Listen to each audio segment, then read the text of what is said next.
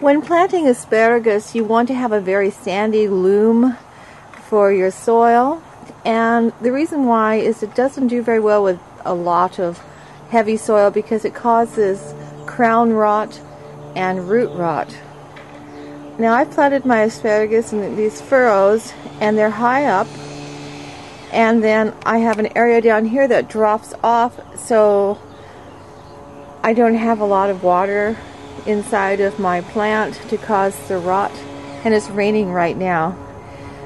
One thing about asparagus, it loves phosphorus and it needs nitrogen, and the deeper you plant the asparagus, the thicker the stalk, and the shallower you plant asparagus, it comes out so thin that you can't even sell it commercially if you're going to be a commercial grower.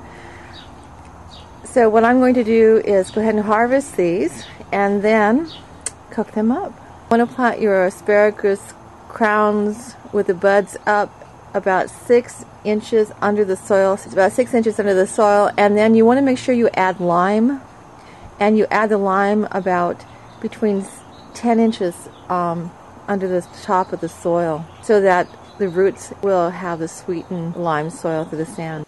Get your pH meter out.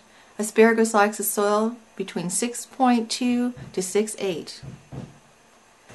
What I did was I created this diagram for you to see how to plant your asparagus. This is 6 inches down in your loomy soil. And in the center you want to make a rounded berm area. Oh, it's roughly about 2 inches high. And you're going to lay your crown of asparagus over the top of here, and your asparagus has almost looks like a spider, and it flares out. That'll sit completely on top of this.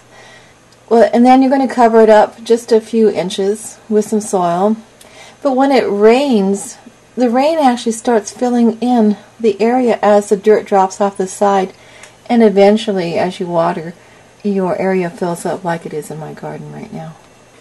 In this illustration right here, you can see easily how we have the crown of the dirt going here, and then the crown of the asparagus sits on top of this crown, and then you go ahead and put some dirt on top, and then eventually the rain fills in the dirt as it falls down and cascades on top of the existing asparagus, and in a matter of weeks it's filled in.